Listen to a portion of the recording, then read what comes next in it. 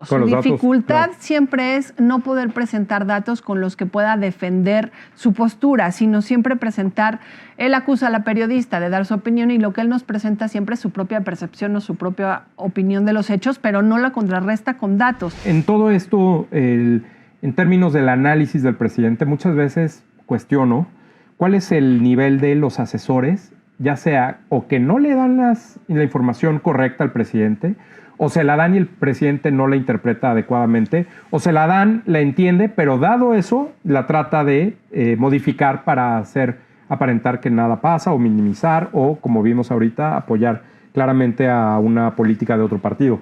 En el caso de la seguridad, lo hablábamos hace un momento, es más o menos igual. Pero aquí, lo que ha sucedido cuando se le ha cuestionado directamente al presidente con sus cifras en la pantalla, en la conferencia, el presidente lo único que hace es interrumpir, no dejar hablar a la persona que le pregunta. Le ha hecho con Jorge Ramos, le hizo en su momento con Denis Dresser, en fin, Nino Canún, Ricardo Rocha, el que quieras. Quien realmente lo cuestiona en la conferencia, que es un entorno controlado, que es un entorno validado, ahí el presidente se sale de su zona de confort y es muy fácil. No se necesita, además, más allá de lo que él mismo está explicando. Vamos a ver cómo le contestó a una periodista de Sonora, me parece es, y regresamos a ver y platicar sobre este tema. Vamos a ver. Sí, pero en inseguridad, en los mexicanos, les está quedando a deber y no, lo reconocen sus propios... Por eso. La gente afín a usted también ya lo está reconociendo, yo presidente. Mucho tu punto de vista y el de mucha gente que está en contra de nosotros. No, no es que están en contra, es que... Sí, que están en contra y que además tienen todo su derecho a disentir. Pero esto son hechos. Así es. Felipe Calderón, también hay reportajes serios de periodistas independientes, autónomos, que han documentado perfectamente lo que fue la guerra que desató Calderón. Eso se sabe muy bien, está muy bien documentado, sí, de cómo fue que este señor... Sí, yo no he declarado ninguna guerra. Pero esa la declararon él. Eso, y las consecuencias se han vivido desde entonces. Pero los ciudadanos están viviendo las consecuencias desde entonces y usted era la esperanza para que eso terminara, presidente, yo creo que todavía, o tener paz en México. Yo creo que es muy respetable tu opinión, pero muchísima gente piensa que las cosas están mejorando. O sea, tú tienes esa opinión, yo la respeto. No, yo no doy opiniones mías nunca. Decir que hay muchísimos mexicanos, millones de mexicanos, que sostienen que estamos mejor. ¿Y otros afines de usted? No hay ninguna encuesta, ni las que hacen nuestros adversarios, en donde salga el gobierno reprobado. Sí, yo no quisiera debatir ese punto porque usted tiene su punto muy bien definido, pero sí en la inseguridad, presidente. La ansiedad que le da el presidente de contestar te dice que no está preparado para escuchar, que no es un diálogo circular, que no hay un debate real y que cuando se le hace una pregunta difícil, el presidente simplemente se bloquea. Decía Tim Russert, un periodista de NBC, que los políticos que no pueden contestar preguntas difíciles no pueden tomar decisiones difíciles. Y el presidente, en este caso concreto, donde le está él, según esto, respaldado por sus propias cifras, no puede tener una explicación a un fenómeno que él pensó que iba a detenerse por completo y que iba a darle la vuelta, que iba a matar la tendencia, cuando vemos ya, estamos a 20,000 homicidios, de que el sexenio de López Obrador duplique al sexenio de Calderón en homicidios dolosos. A nada. Esto será en los próximos 2 o 3 meses, porque el presidente no ve cómo puede resolver este problema. Cuando él mismo cerró las alternativas, cuando él decidió que no habría que tomar responsabilidad en perseguir a los criminales, y diciendo, siempre se va a justificar diciendo, yo no ordené matanzas, pero hay más muertos.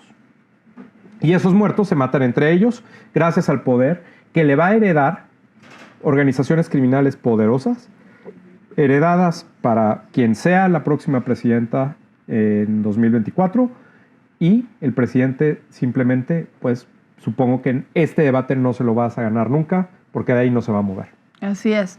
Y creo que, bueno, pues si uno ve de golpe la pantalla que tiene el presidente detrás, pues claramente el incremento de homicidios dolosos, que, ojo, no tendría que ser la única variable con la que midiéramos la violencia en el país, porque además han sido muy hábiles, y lo dijo el Observatorio Nacional Ciudadano, Luis, en poder clasificar con otros nombres distintos los asesinatos, ¿no? No como homicidios dolosos, entonces eso te ayuda a que la cifra baje, sino como otro tipo de homicidios o como otro tipo de muertes que están relacionadas con violencia.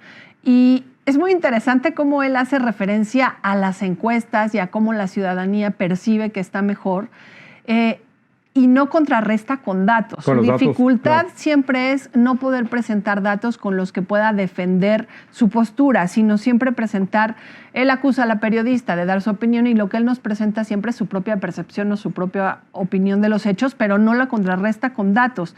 Es triste ver cómo le cuesta trabajo tener cifras que le favorezcan, porque definitivamente pues esto no solo habla de su fracaso, sino de nosotros y nuestro fracaso como país. Luis, esto duele en las casas, duele en los hogares, y a las familias, pues por más que la percepción de cómo gobierna Andrés Manuel López Obrador no esté vinculada con la violencia que viven comunitariamente, pues sí creo que estarán siempre refiriéndose a esta etapa, ¿no?, de su periodo presidencial.